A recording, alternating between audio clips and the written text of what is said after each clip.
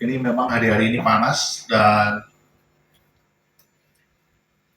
Bapak Ibu dan Saudara sekalian, saya ingin mengatakan bahwa hiduplah di dalam Tuhan dengan penuh kepekaan, ya, dengan penuh kepekaan.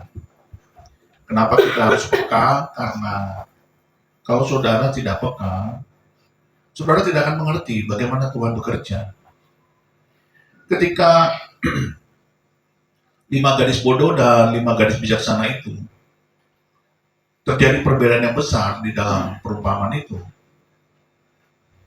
Yang bodoh itu tidak peka, sementara yang bijaksana itu peka.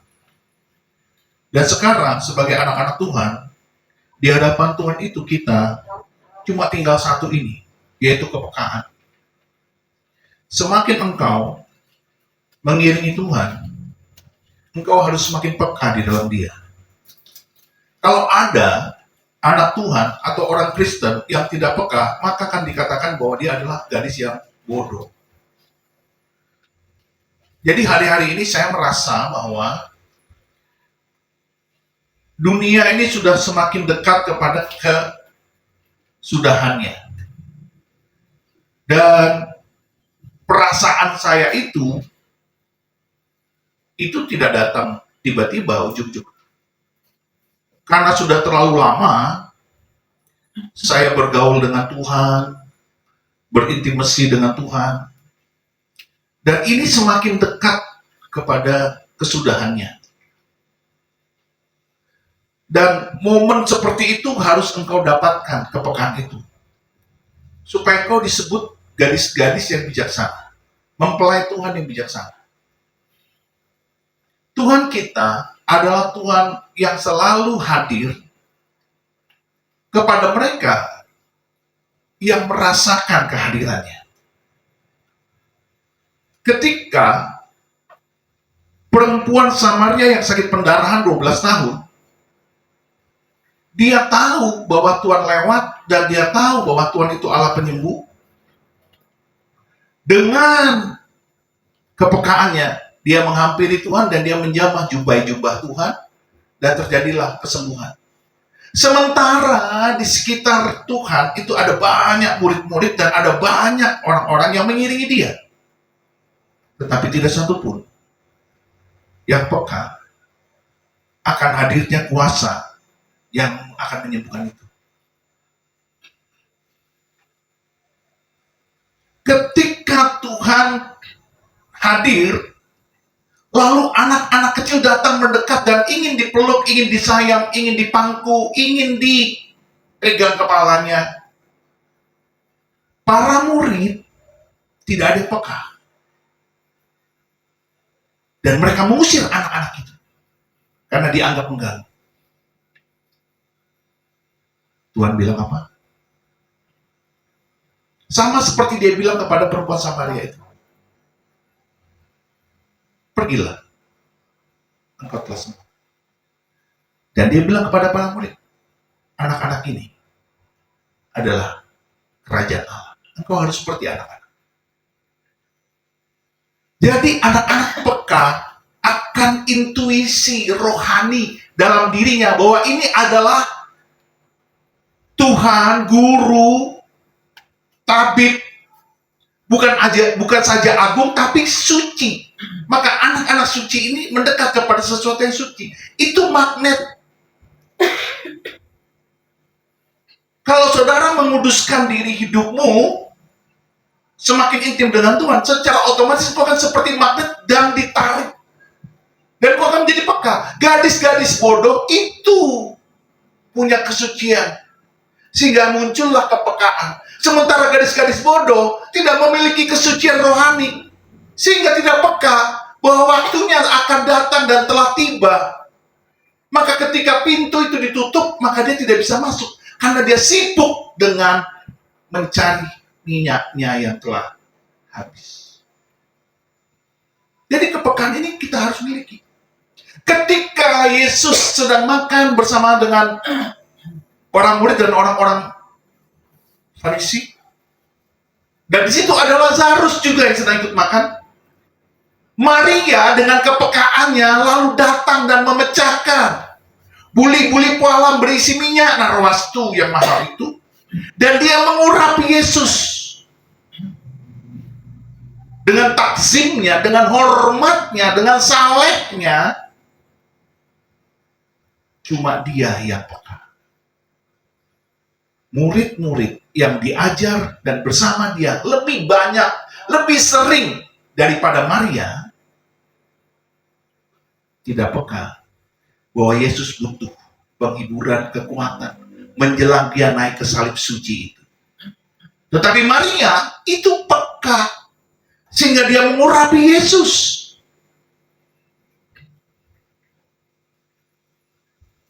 Inilah gambaran jemaat Tuhan di akhir zaman. Ada dua versi.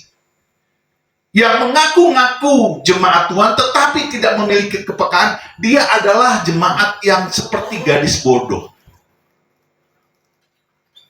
Sementara mereka yang menguduskan dirinya, semakin kudus, semakin benar, semakin suci, semakin saleh, semakin takut akan Tuhan, dia akan menjadi intim dengan Tuhan, dan dia akan menjadi gadis bijaksana, dan dia akan peka.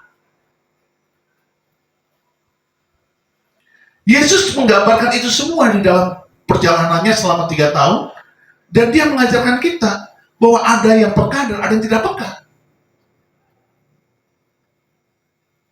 Ketika 10 orang buta itu disembuhkan Tuhan, hanya satu yang balik, dan yang balik itu orang Samaria. Orang Samaria tidak sama penyembahannya dengan orang Yahudi.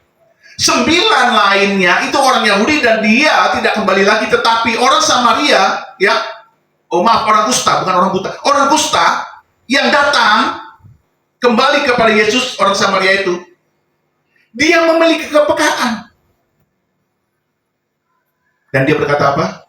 Dia mau mengucapkan terima kasih kepada Yesus. Hormat yang takzim itu seperti ini. Bersyukur telah dipulihkan, bersyukur telah disembuhkan. Kita tidak pernah menaikkan hormat takzim yang dalam untuk bersyukur karena kita menganggap sudah selayaknya berkat, anugerah, kasih karunia kita terima karena kita anak Allah. No.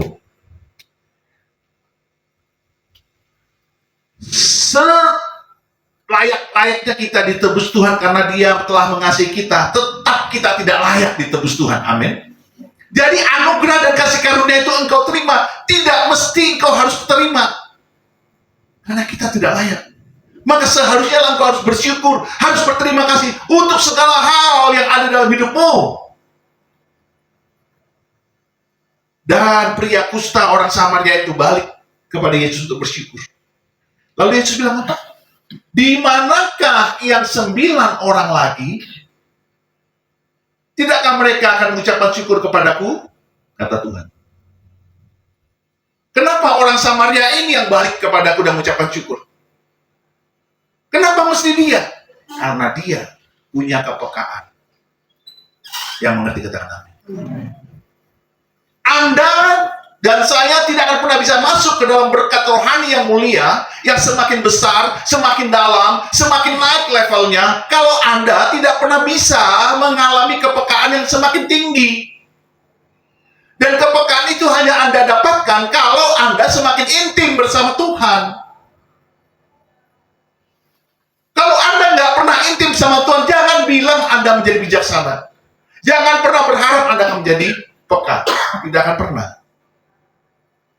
Jadi menjadi anak Tuhan itu bukan sekedar anak Tuhan.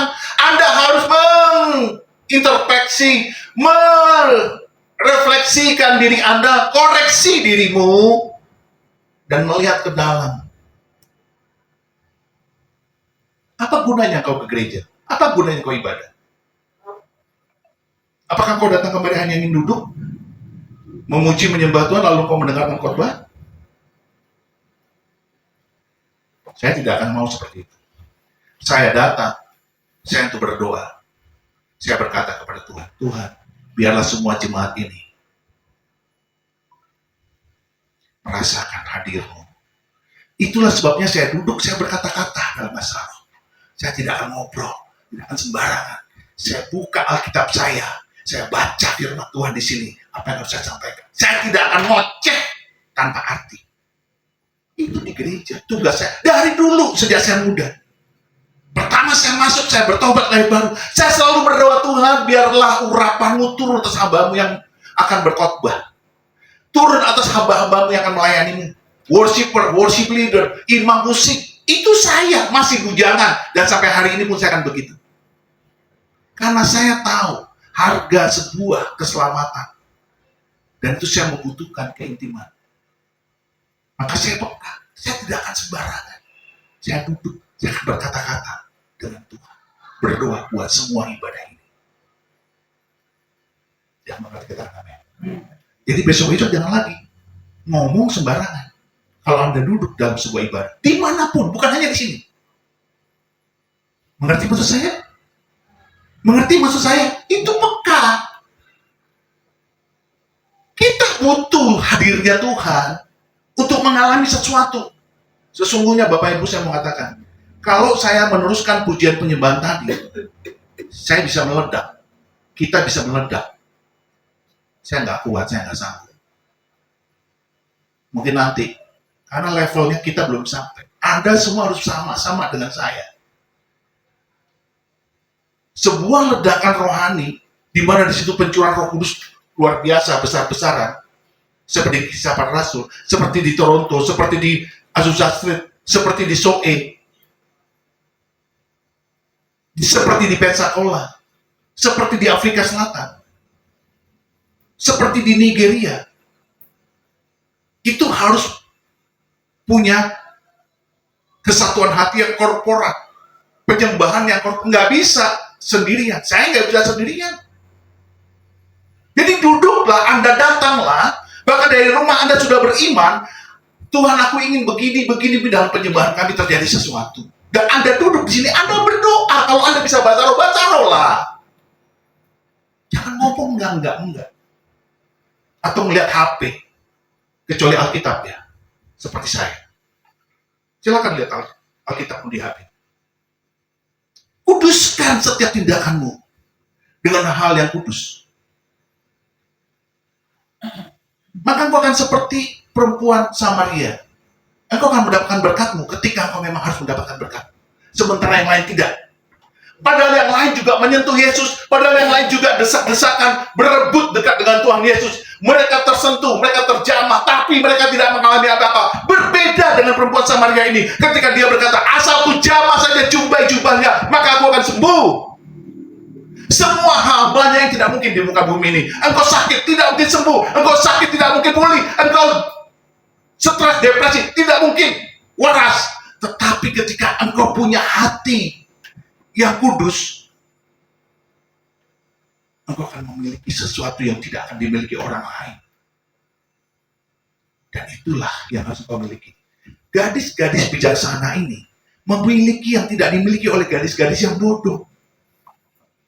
Janganlah engkau menjadi sama. Ini sama-sama Kristen, Bapak Ibu. Sama-sama anak Tuhan. 10 orang ini sama. Tetapi yang 5 ini dia peka. Karena keintimannya bersama Tuhan itu sangat dalam. Maka ketika mereka mempersiapkan hidupnya, dirinya, segala hal yang ada dalam tubuh, jiwa, dan rohnya, maka ketika mempelai itu datang, itu betul-betul powerful. Sementara ini sembarangan, nggak siapkan diri, nggak mengerti, nggak tahu apa yang harus dikerjakan. Asal jadi Kristen, maka mereka tidak peka, maka mereka tertutuplah pintunya. Jadi inilah gambarannya bahwa menjadi Kristen itu harus mengerjakan keselamatan dengan takut dan Anda nggak bisa main-main. Nggak bisa main-main. Anda pikir Anda sudah dibaptis lalu Anda masuk surga? No. Memang ketika kamu percaya Yesus itu gratis. Tuhan nggak akan ngikutin ke dosa. Dia akan mengampuni. Tetapi ketika engkau sudah bertobat dan diterima oleh kerajaan Allah, ketika engkau dibaptis, engkau harus mengerjakan keselamatanmu dengan takut dan gentar. Dan itu kepekaan itu harus muncul dari situ.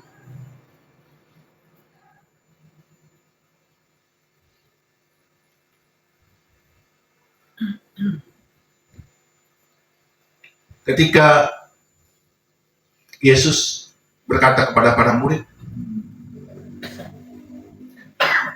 mereka ini sudah mengikuti aku dari pagi sampai malam hari ini. Dan lihatlah mereka kelaparan. Tidak ada makanan pada mereka. Tapi murid-murid bilang apa? Tuhan, suruhlah mereka pergi supaya mereka mencari makan di desa-desa terdekat.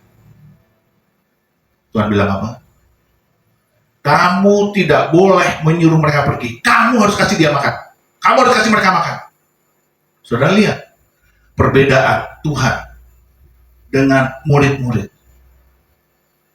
Kalau Anda gadis-gadis yang bodoh, Anda seperti murid-murid. Suruhlah mereka pergi. Biar mereka cari makan sendiri. Tapi Tuhan bilang apa? Kamu yang harus kasih makan.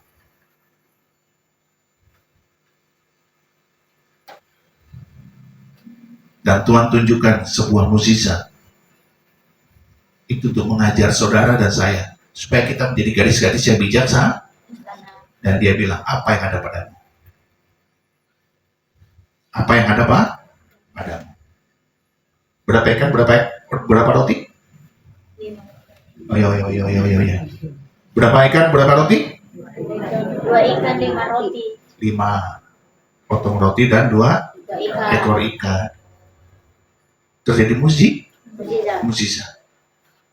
Jadi bagi orang yang peka, hari-hari ini Tuhan lagi membutuhkan supaya dunia ini menjadi lebih baik, supaya gerejamu menjadi lebih baik.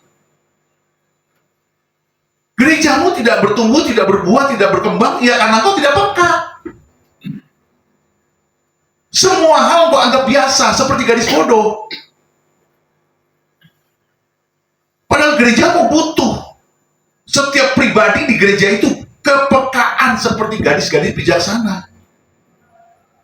Di situ ada kesalehan, ada kesucian, ada ketakutan, hormat yang takzim sangat gentar kepada Tuhan, dalam banget kepada Tuhan. Di situ jemaatnya suka memuji, menyembah, merenungkan firman Tuhan dan berdoa.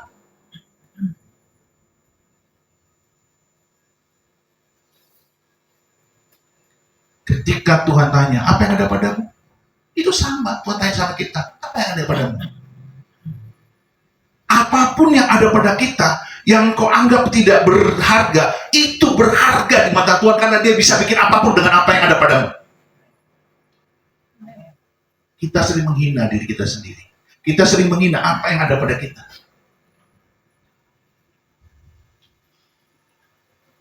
Tidak pernah Tuhan aneh-aneh. Dia cuma melihat apa yang ada padamu. Di perjanjian lama juga begitu. Janda di Sarfat itu ditanya, apa yang ada padamu, kata Elia. Apa yang ada padamu?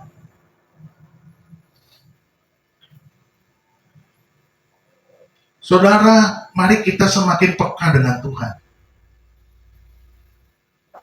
Saya melihat ini dunia semakin berat ya, karena semakin kejahatan itu semakin muncul. Tetapi kesucian dan kesalahan juga semakin muncul. Dua hal yang paradoks semakin terjadi di muka bumi. Yang kudus semakin kudus, yang jahat semakin jahat. Yang benar semakin benar, yang cemar semakin cemar. Itu di Wahyu sudah Tuhan katakan, Tuhan sudah bernubuat. Dan saya merasakan dunia ini seperti itu.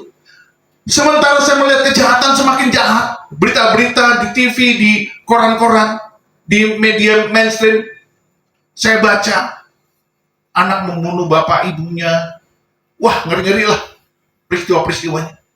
Tetapi saya juga melihat bagaimana Tuhan bangkit dan menjamah orang-orang. Banyak orang-orang lahir baru, banyak orang-orang bertobat, banyak orang-orang tidak mungkin kita bilang dia bertobat, tapi dia bertobat. Dia menerima Yesus. Dia menjadikan Tuhan Yesus sebagai Tuhan dan Juru Selamatnya. Itu dahsyat sekali, luar biasa. Sementara orang-orang yang begitu bejat, begitu najis, dan bisa dibilang jahanam, itu banyak mengalami lawatan Tuhan dan mereka bertobat. Hal-hal yang tidak mungkin kita bayangkan. Tapi itu terjadi. Sementara kejahatan juga muncul. Dan saya melihat dunia ini semakin berat. Saya seperti merasakan timbangan itu makin berat. Saya merasakan. Saya ngomong gini pasti saudara nggak mengerti. Tapi saya merasakan. Tuhan mau datang. Dan Tuhan itu sudah semakin banyak. Anda nggak bisa main-main lagi. Anda harus berhenti. Jubah gadis bodoh itu harus kalian buang. Kenakan jubah bijaksana.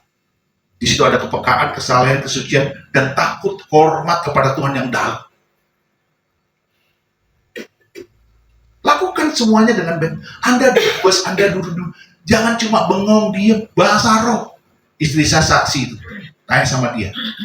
Di mobil sepanjang perjalanan, kalau saya nggak ngobrol sama dia, saya pasti nyanyi.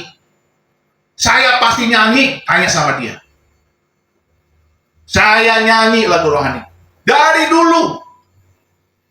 Jadi Anda bisa bayangkan betapa kepekaan itu saya miliki. Saya tidak mau sombong, tapi saya harus mengatakan ini supaya memotivasi Anda bahwa harga keselamatanmu itu mahal, brother. Mahal. Jadi kita harusnya bijaksana seperti gadis-gadis itu. Kalau saya nggak bisa nyanyi, saya bahasa roh. Itulah bukti bahwa kita menghargai dan menghormati Allah. Nyuci piring aja saya nyanyi, mandi aja saya nyanyi, mau tidur saya nyanyi. Jadi kadang-kadang saya nggak bisa tidur karena saya terpaksa harus nyembah. Bayangkan itu.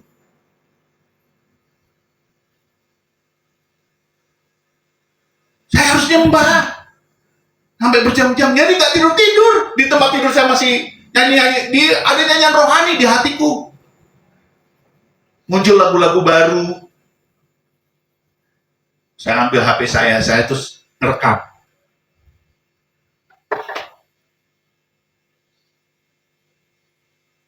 Jadi kalau kita semakin di dalam Tuhan, kita semakin peka. Yang mengerti katakan amin. Jadi kau jangan aneh gitu loh. Beribadah, berbahasa roh, rajin pujian penyembahan, tapi kok nggak banyak berdoa di perjalanan, nggak banyak bahasa roh, nggak banyak bernyanyi. Saya sampai nanya kepada para pendeta teman saya, ini ada acara HUT GBI tanggal 13. Saya tanya apa agendanya? Kalau nggak penting-penting amat ngapain saya datang? Sesuatu yang hanya buat kita seremoni dan itu ritual dan itu tidak menguduskan, saya nggak mudah, saya tidak mau menghina, tapi saya ingin mengatakan saya berharga di mata Tuhan. Jadi kalau saya datang harus ada sesuatu yang saya dapat. Jadi kalau Tuhan nggak suruh pergi, saya nggak akan pergi. Kemana ada konferensi para pemimpin Asia? Saya diundang, para pendeta gembala. Saya nggak mau datang. Kenapa? Karena Tuhan nggak suruh. Terus ada doa dengan social netting, saya juga nggak datang. Ngapain? Bukannya mau sombong. Kalau kita sama Tuhan itu intim, Anda baca Alkitab dengan kuat, maka Tuhan akan berbicara kepadamu. Dan kau bisa berdoa. Kalian sudah merasakan kan doa bersama saya?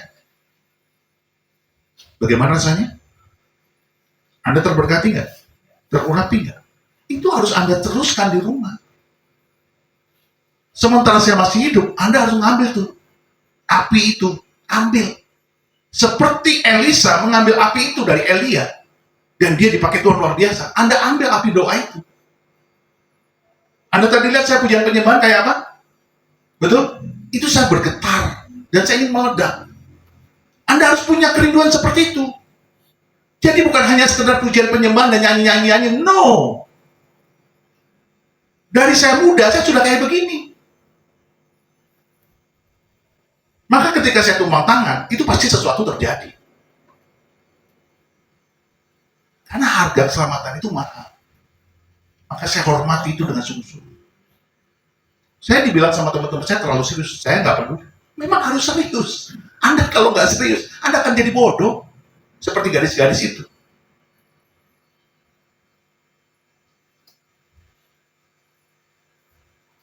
Mari kita lihat Alkitab kita. Udah berhabis ya.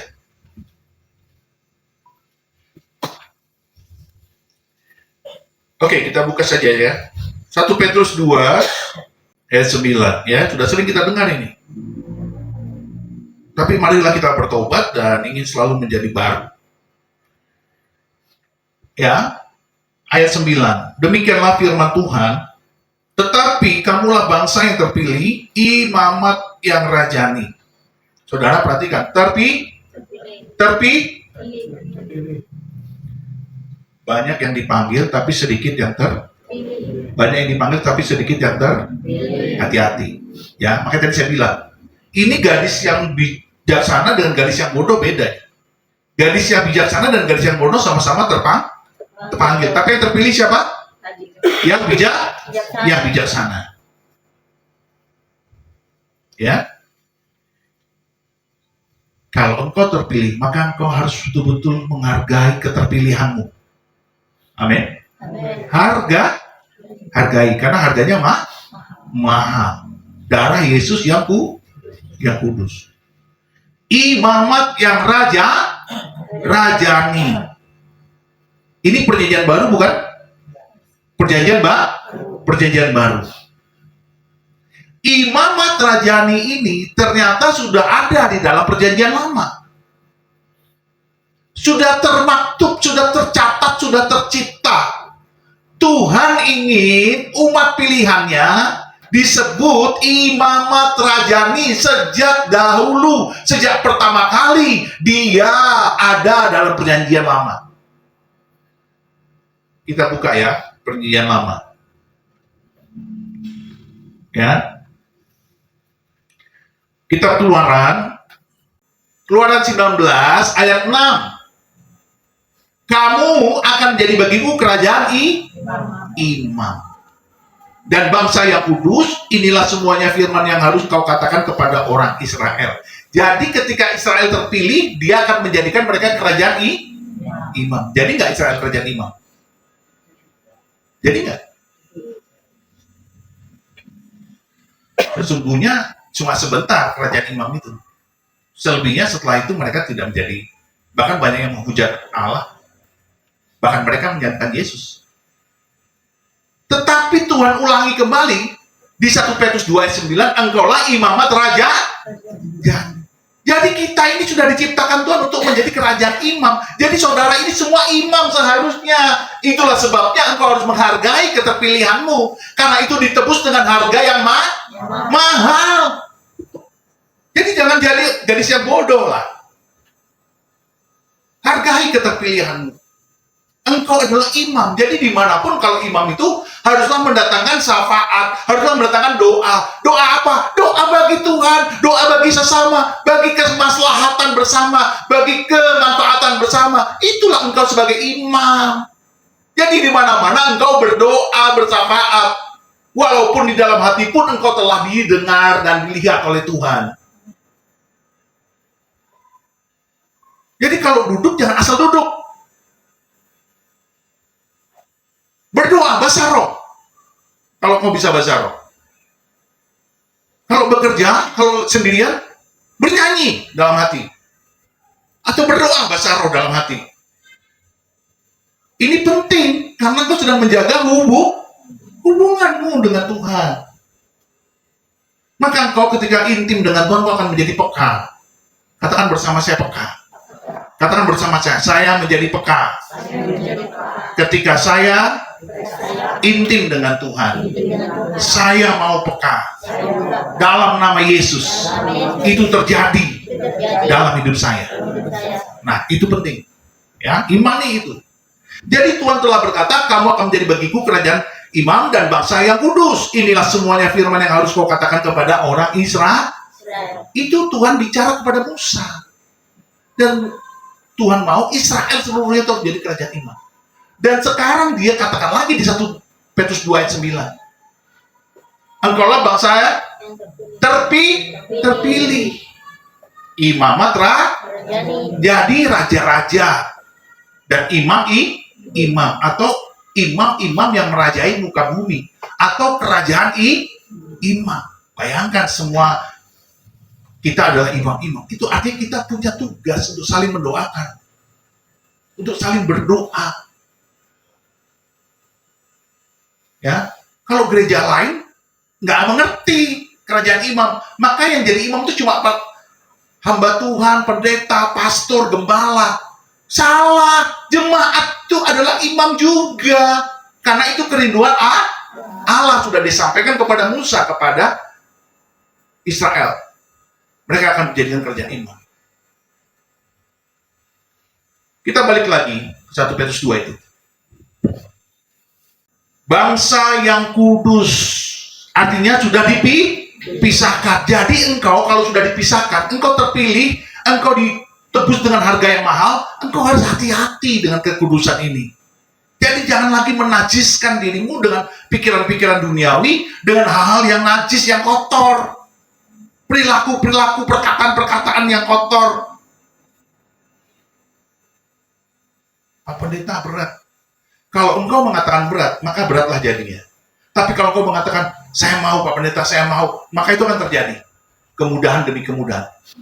Amin. Amin. Orang yang beriman berat, maka terjadilah sesuai dengan imanmu. Tetapi orang yang berkata, saya mau Pak Pendeta, saya mau pastor, saya mau Pak Gembala, saya tolong, nanti Roh Kudus akan tolong. Amin. Amin. Ini penting.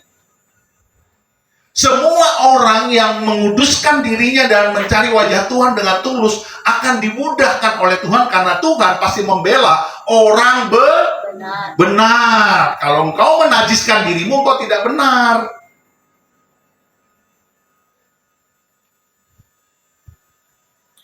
Umat kepunyaan Allah sendiri. Jadi kita milik Tuhan, pasti Tuhan akan tolong kita. Amin. Nggak mungkin saya punya anak saya tidak saya tolong. Pasti saya tolong, saya bela. Begitu juga Tuhan. Makanya Tuhan bilang, Bapamu di dunia yang jahat aja memberikan kepadamu yang kau minta. Apalagi Bapamu yang di sorga. Gitu loh. Supaya kamu memberitakan perbuatan-perbuatan yang besar dari Dia. Inilah yang saya katakan minggu lalu. Yohanes berapa? Berbuah banyak itu? Yohanes berapa? Ya. Yohanes berapa? 15 ayat 8. Inilah perbuatan besar. Jadi saudara dan saya harus berbuah banyak. Perbuatan besar itu. Jadi saya bagaimana? Apakah harus bikin mukjizat? Dengar ya.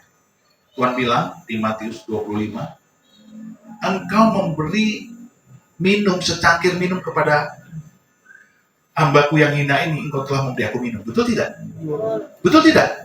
Jadi itu sederhana. Kalau kita berbuat baik yang sederhana saja, Tuhan itu akan perhitungkan kebaikanmu. Amin? Amin. Itulah yang perbuatan yang besar. Yang penting engkau benar, engkau tulus, engkau murni. Yang telah memanggil kamu keluar dari kegelapan kepada terangnya yang ajaib. Jadi kalau kita sudah dipanggil kepada terangnya ajaib, jangan lagi kita bermain-main dalam kegelapan. Kita sudah dipanggil dari kegelapan kepada terangnya yang ajaib. Kenapa ajaib? Karena disitulah kita mendapatkan kehidupan. Karena Yesuslah adalah terang dunia. Dan Yesuslah yang memberikan kita kehidupan. Itu ajaib. Coba, kalau saudara memiliki terang Kristus, kamu pergi ke tengah-tengah temanmu yang kafir, yang tidak menyembah Yesus, kamu pasti bersinar. Karena dia akan melihat kamu berbeda. Itu ajaib nggak? Itu ajaib. Kamu masuk ke kalangan orang-orang yang suka gosip, gibah, dan mereka ketawa, ngeledek-ngeledek, tapi kamu diam saja. Kamu berbeda nggak? Itu ajaib. Mengerti maksud saya? Inilah yang harus kau lakukan dalam hidup ini. Orang lain melakukan korupsi di kantormu, tapi engkau tidak. Ajaib nggak? Padahal kamu juga butuh uang kan? Tapi kamu tidak melakukan korupsi. Kamu ajaib nggak? Itu yang harus kalian pahami.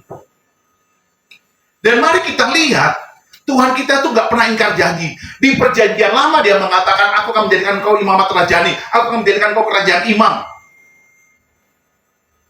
Ternyata di kitab Wahyu, Tuhan bilang begitu, kerajaan 1000 tahun, engkau adalah imam-imamku, raja-rajaku. Bayangkan, perjanjian lama, dia sudah mengatakan itu. Perjanjian baru, dia tegaskan itu. Perjanjian kerajaan 1000 tahun, dia tegaskan lebih dalam. Mari kita lihat di kitab Wahyu, ya. Wahyu 1 dan Wahyu 5 ya, tapi Wahyu 1 dulu. Ayat 6. Dan yang telah membuat kita menjadi suatu kerajaan, menjadi imam-imam bagi Allah Bapanya. Bagi dialah kemuliaan dan kuasa sampai selama-lamanya. Amin. Jadi kita ini menjadi suatu kerajaan dan Imam-imam. Itu Tuhan sudah katakan tuh. Jadi kalau Anda masih juga tidak melepaskan syafaat, tidak melepaskan doa, Pak Pendeta, imam itu apa sih? Imam itu adalah wakil Allah di bumi. Jadi Anda adalah wakil Allah di bumi. Tugasnya apa? Memberkati bumi. Siapa aja di bumi? Ya sesama, tetangga, kerabat, keluarga besar, semua yang bernafas, yang bernyawa. Kalau gitu binatang, jangankan binatang, tumbuhan aja bisa. Tanganmu tumpang tangan kepada tumbuhan supaya dia mati atau hidup, bisa. Apalagi perkataanmu. Kalau anjing sakit, bisa kalau kamu mau iman. Kalau Tuhan bisa melakukan itu, kita pun bisa melakukan itu. Karena kita adalah wakil Allah di muka bumi.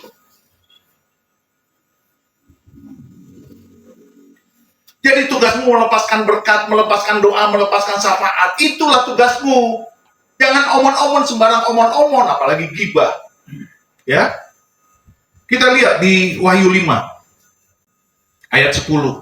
Demikianlah firman Tuhan. Dan engkau telah membuat mereka menjadi suatu kerajaan dan menjadi imam-imam bagi Allah kita, dan mereka akan memerintah sebagai raja di bumi. Ini cerita tentang kerajaan 1000 tahun. Engkau akan menjadi imam-imam dan raja-raja di bumi. Kapan itu nanti? Semakin engkau bijaksana seperti gadis-gadis itu, engkau peka, engkau semakin dalam bersama Tuhan, maka label, atributmu sebagai imam Allah yang merajai muka bumi itu akan semakin melekat, semakin nyata, semakin hidup, semakin real. Jadi jangan main-main ya dengan keselamatan kita. Hari ini cukup tajam ya. Setajam pisau silet. Sebelum menyambut perjamuan kudus, ya bertobat dulu ya, berdoa dulu ya. Bertobat setiap hari, bertobat setiap saat. Bapa, kami ucap syukur kepadamu untuk segala hal yang boleh kami alami. Terima kasih kau jelikan mata rohani kami pada sore malam hari ini ya Tuhan. Ya Allah kami, ya Bapa kami, kasihanilah kami dan ampunilah kami. Masing-masing berdoa supaya memiliki kepekaan kepada Tuhan dan minta dalam nama Tuhan Yesus pertolongan dari Roh Kudus seperti gadis-gadis bijaksana yang peka.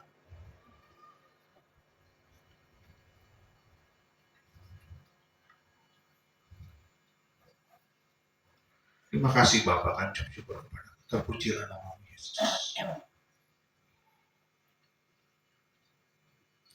Terima kasih Tuhan, terima kasih.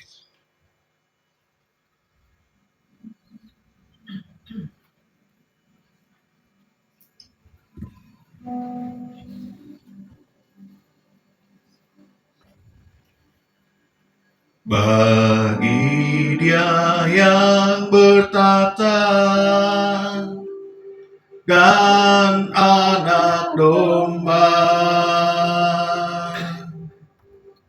bagi Dia yang bertata dan anak domba, segala puji dan hormat dan glori dan kuasa selamanya.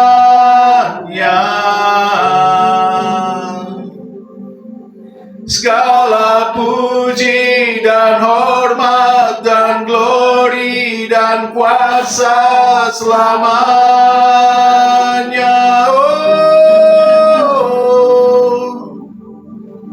Bapa, terpujilah namamu Yesus. Kau layak dipuji dan disembah. Persiapkan kami menjadi imamat rajani di muka bumi dengan baik dan benar. Kami mau Tuhan melepaskan sebuah jubah kebodohan.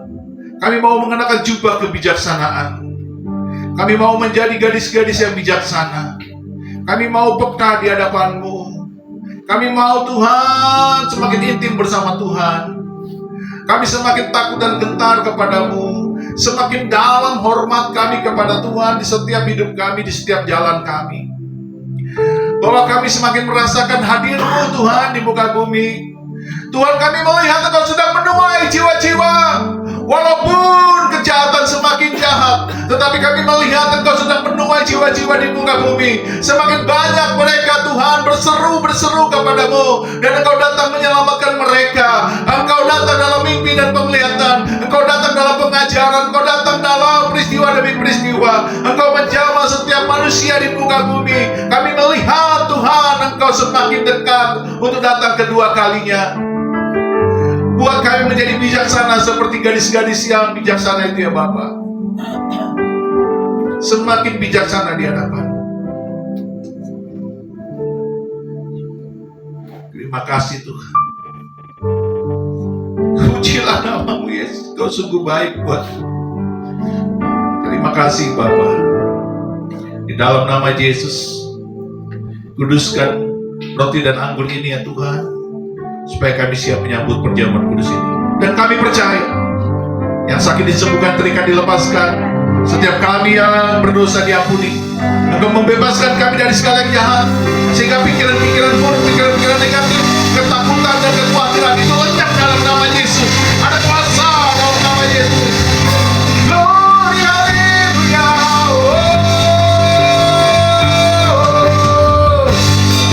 Yesus, Yesus Tuhan. Kami bersyukur Engkau Allah kami, Tuhan semesta alam. Terpujilah Yesus, terpujilah Tuhan Yesus, terpujilah namamu yang kudus. Haleluya.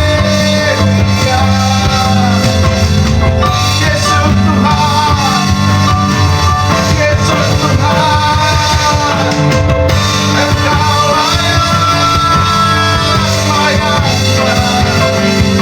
terpujilah namamu, terpujilah Yesus. Glory, haleluya. Engkau layak Tuhan, Engkau layak. Pujilah namamu Yesus, terpujilah namamu Tuhan. Oh Yesus, Engkau layak Tuhan, Engkau layak. Bersyukur kepadamu Tuhan. Terpujilah namamu Yesus, terpujilah namamu Yesus. Terima kasih Bapa, terima kasih telah Kau kuduskan roti dan anggur ini, sehingga kami layak menyambut tubuh dan darah-Mu. Telah Kau ampuni kami, sehingga kami Tuhan, Kau pantaskan menyambut tubuh dan darah-Mu. Terpujilah namamu Yesus. Kami siap menyambut sakramen perjamuan kudus ini. Dan di dalam nama Yesus terjadilah mukjizat dalam hidup kami. Di dalam nama Yesus kita percaya berkata, amin. Silakan hamba Tuhan.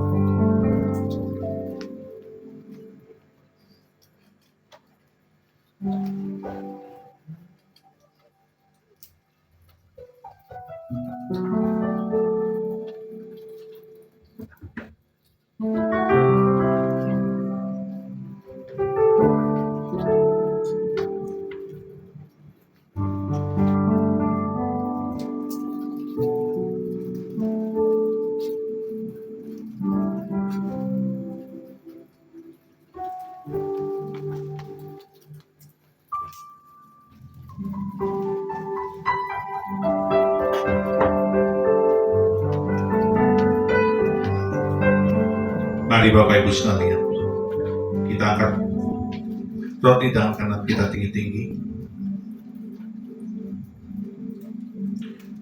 Demikianlah firman Tuhan. Sebab apa yang telah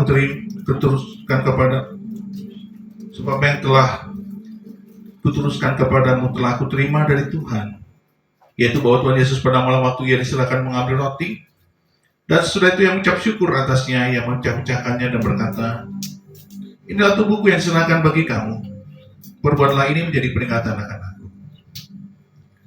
Saudara-saudara dikasih Tuhan, bukankah roti atasnya kita ucapkan syukur ini adalah bukti persekutuan kita dengan tubuh Kristus? Mari kita makan dalam nama Yesus.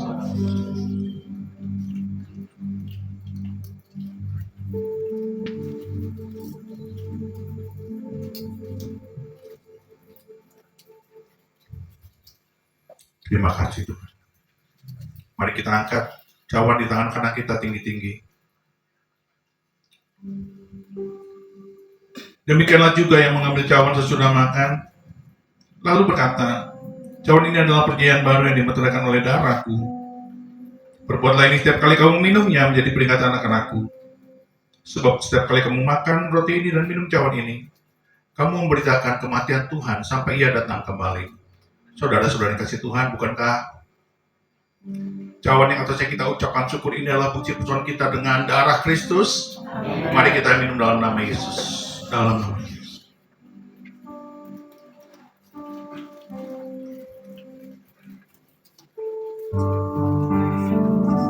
Ucapkan syukurmu. Katakan terima kasih kepada Tuhan. Bapa, kami bersyukur untuk perjamuan kudus ini, untuk tubuh dan darah yang mulia dan kudus. Engkau melayakkan kami menyambut tubuh dan darah-Mu setiap hari, setiap waktu, setiap Engkau hadir. Dan ya Tuhan, sekarang jadilah seperti Engkau menghendaki kelepasan, kebebasan, kesembuhan, kemerdekaan, jawaban doa. Engkau memulihkan kehidupan kami, rumah tangga dipulihkan, jiwa dan roh kami bersemangat setiap di dalam Engkau, dibebaskan, dikuduskan, terpujilah nama Kristus. Glory, haleluya.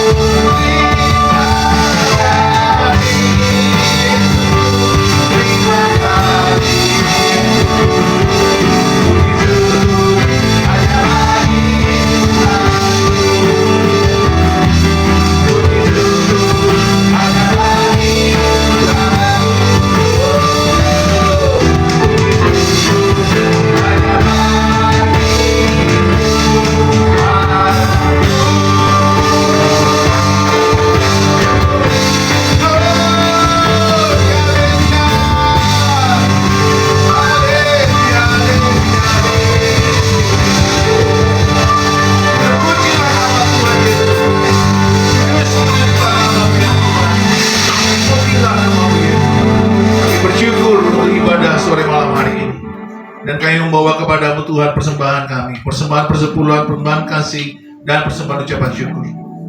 Berkatilah ya Tuhan setiap persembahan kami. Kami percaya apa yang kami taburkan kami tuai, Kami menabur dengan iman, kasih, dan pengharapan. Maka kami akan menuai kasih, iman, dan pengharapan. Berlimpah-limpah kami memberkati Tuhan, berlimpah-limpah juga Tuhan memberkati kami. Karena rasa syukur kami begitu besar dan dalam kepadamu. Terpujilah nama Yesus, kami percaya. Kami menghardik di dalam nama Yesus, dalam pelahap, pindahan, pelompat, dan pengelip. Dan terjadilah keberkatan yang luar biasa dalam hidup kami. Rohani, jasmani, jiwani, dan materi. Di dalam nama Yesus kami sehat, kuat, dan perkasa. Kami sehat, bahagia, dan berguna. Di dalam nama Yesus kita percaya berkata amin. Haleluya. Terpujilah nama Tuhan. Amin, amin, amin. Tuhan berkati saudara, silakan memberi.